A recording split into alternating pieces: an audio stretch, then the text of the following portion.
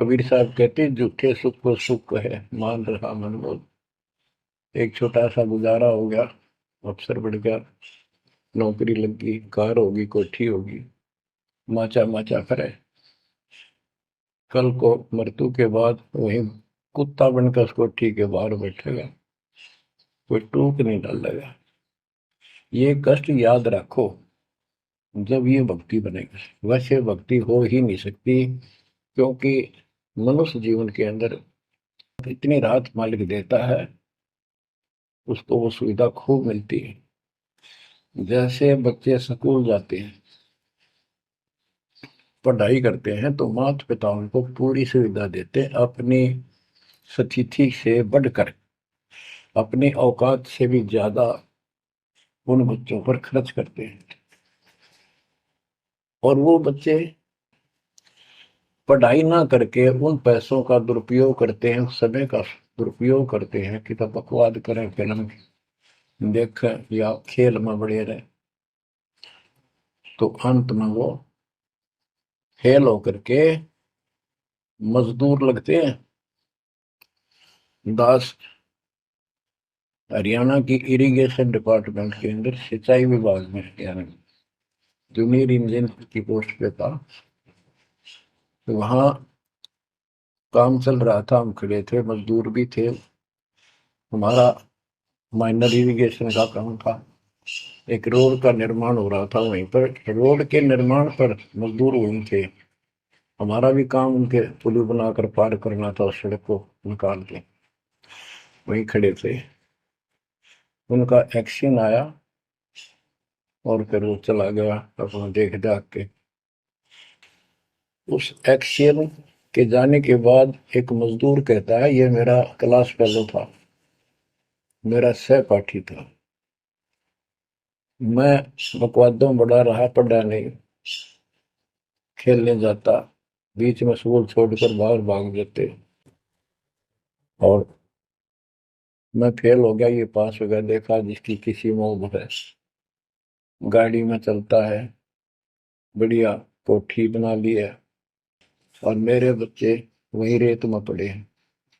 यूं कह के उसकी आंखों में पानी आ गया।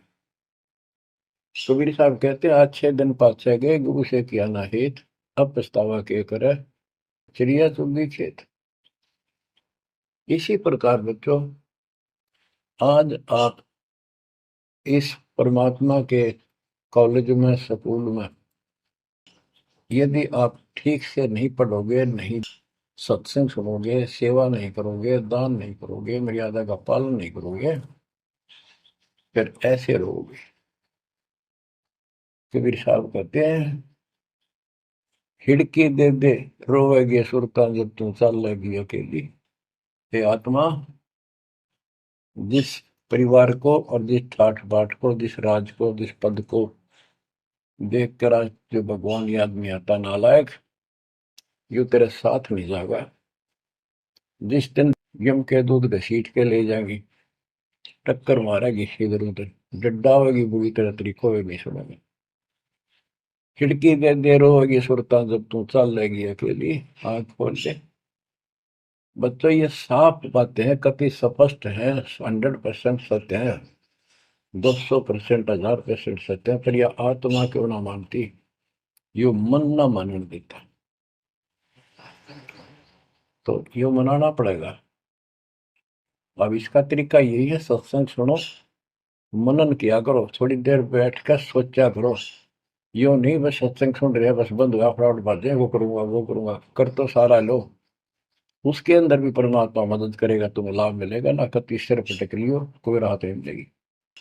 अगर यूं सेठ बनते हो तो सारे बन जाते, सारे बाजे बाजे, फिर पल्ला कुछ भी को नहीं। बच्चों, आंख खोल लो बस। मैं तो आखिरी सांस तक ये बोलूंगा, क्योंकि मेरे अंदर तो ये फीड कर दिया मेरे दाता ने, मेरा कर्तव्य बना दिया। मैं अपने कर्तव्य पर उनको बोलूं नहीं।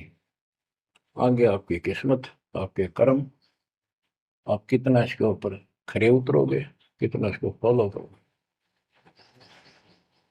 ग्रीव न्योली नाद सुभान गति, लड़े भुजंग हमेश, जड़ी जान नाम जगदीश है, विष नहीं व्यापै शेष। एक वाणी में कितना गजल का ज्ञान भर दिया। न्योल नाद सुभान गति, लड़े भुजंग हमेश, जड़ी जानो जगदीश का नाम है, नाम जगदीश है, विष नहीं व्यापै शेष। एक छोटा सा जानवर होता है, गिलहरी से थोड़ा बड़ा, न्योल नेवला। और सांप कितना बड़ा होता है, तो कितना बड़ा सांप हो, ताकतवर हो, न्योला उसको मार देता है, उसको पराजित कर देता है। कैसे करता है? उसको पता होता है वो सर्प को उस समय छेड़ता है जब आस पास कोई वो बूटी होती है, कोई औषधि का पौधा होता है, उसमें से सुगंध श्वास के द्वारा भर के लाता अपने फेफड़ों में, और सर्प के सम्मुख होकर उसको छोड़ देता है। उस जड़ी की स्मेल से, उसकी महक से वो सर्प डगमग हो जाता, उसको चक्कर आने लग जाते हैं। उस जड़ी में इतनी ताकत है, वो सर्प को कंडम कर देती है, उसको होश नहीं रहता। तो सर्प फिर भागने की चेष्टा करता है, और नेवला उसकी मुंडी पे बैठकर उसको पकड़ कर ऐसे रगड़ देता है, बार बार छोड़ता रहता है, वो मर जाता है, श्वास छोड़ता रहता है। तो बच्चों, यहाँ परमात्मा के ज्ञान को, परमात्मा की शक्ति और उस नाम की महिमा को परम पूज्य आदरणीय संत गरीबदास जी महाराज किस प्रकार डिफाइन करते हैं। गिरिवन्योल नाद सुभान गति, लड़े भुजंग हमेश, जड़ी जानो नाम जगदीश है, विष नहीं व्याप शेष। के दो ये मंत्र आपको दिए हैं, ये परमात्मा का नाम जो है, ये वो जड़ी है, नाग दमन जड़ी है ये। न्योल नाद सुभान गति, लड़े भुजंग हमेश।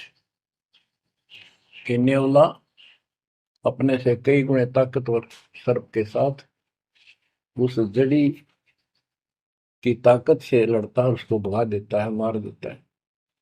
तो ऐसे ही सतनाम जो सच्चा नाम को मिले हैं, प्रथम द्वितीय और सारनाम, ये समझो यह जड़ी है। इन भूत प्रेत और अन्य देवी देवता पितर पुत्र की तो बात छोड़ो, मेरे भूत तो छोड़ो, इनकी तो गल्ला छोड़ो। अगर काल भी आ जाए ना, विष्णु व्याप शेष, शेष नाग तो सब तो ताकतवर हजार पुरुष के, कि इतना ताकतवर काल है। आप इस मंत्र विधि से लिए हुए मंत्र को, जैसे जिसका नामकरण होगा उससे कोई असर नहीं होने का। मर्यादित भगत बेटा या बेटी, और कोई भी आपत्ति आती है, यम के दूत कोई कष्ट देना चाहते हैं, एक बार सिमरण करो इस सब नाम का। कहते विष नहीं व्यापै शेष, काल भी मुरझा जाएगा। केरी नाम कबीर है, विषम काल गजराज, दादू भजन प्रताप से सुनकर बाजेगा आज।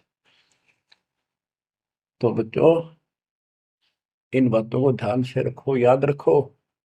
आप इतने सुरक्षित हो गए हो, जैसे हाथी पर बैठा दिया जाए तो कुत्ता उसको कोई हानि नहीं कर सकता। तो स्वान हाथी के असवार को स्वान काल नहीं खाए, हाथी पर बैठे आप हो। आप इतने परमात्मा की शरण में आ गए थे, इतने सुरक्षित हो गए, उसकी रेंज से, पहुंच से इतनी दूर हो गए काल से, जैसे कुत्ता हाथी पर बैठे व्यक्ति को कोई हानि नहीं कर सकता। उसके लिए आपने तन मन शीस ईस अपने पे, तन मन शीस ईस अपने पे, पलम चोट चढ़ावे जब कोई, राम भगत गति पावे हो। जब कोई राम भगत गति पावे हो जी। लोक लाज मर्याद जगत की, तन ज्यों तोड़ बगावे। अष्ट सिद्धि की अटक न माने, आगे कदम बढ़ावे। जब कोई राम भगत गति पावे, तो जी जब कोई राम भगत गति पावे तो।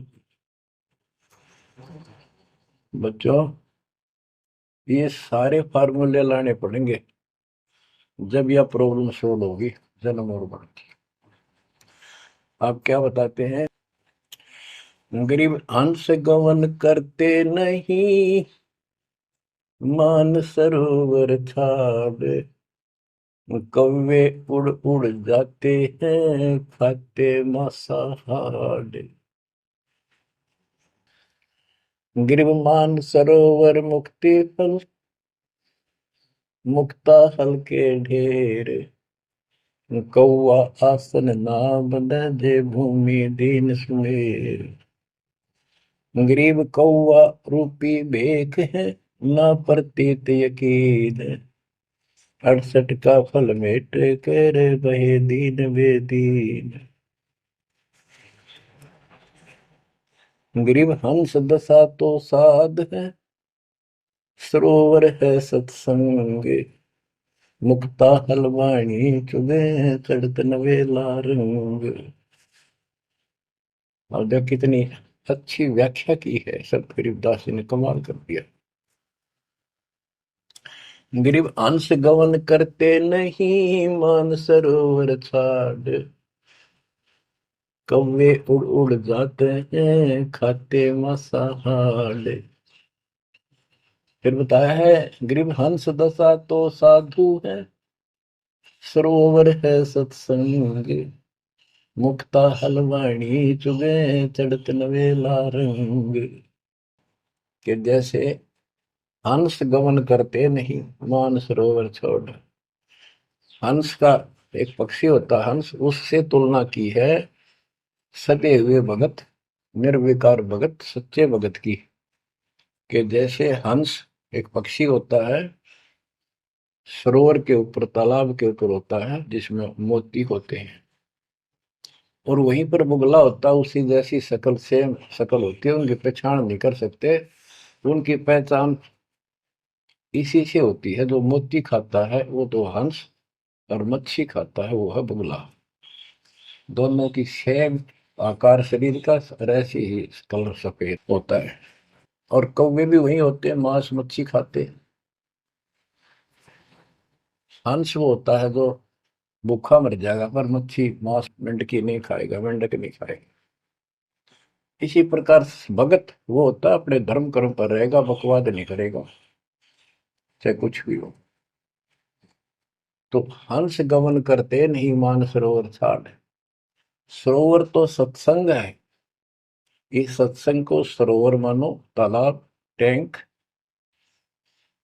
और भगत हंस है।